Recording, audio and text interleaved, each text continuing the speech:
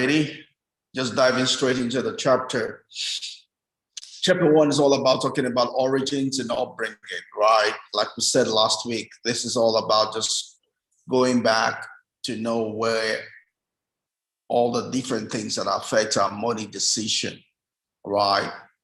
As we try to empower ourselves financially, we need to know all the things that control us. Again, we remember we quoted Carl Gustav Jung last week.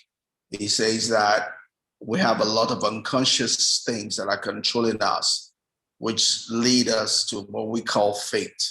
For as long as we don't understand those unconscious things, we assume that we're destined to be who we are, or fate is the one that's determining what's happening in our lives. But that's not true, right? It's not fate, it's not necessarily destiny.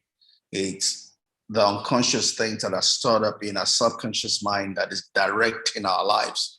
And if it's directing our lives in the part that we weren't great, but if it's not, we need to understand those unconscious things and tune them in a way that will produce the result we want in our life.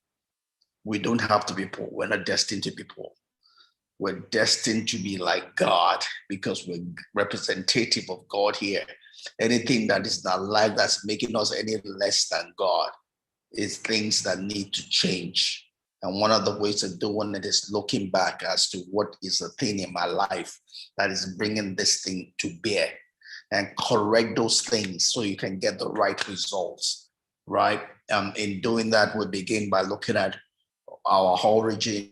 Today's an introduction. Tomorrow we'll begin to dive more. Next week we'll dive more into it. But here we're just going to introduce origin and upbringing and just tell ourselves what they are and in what such a way they could possibly affect us, affect the results that we're getting in our money journey, right?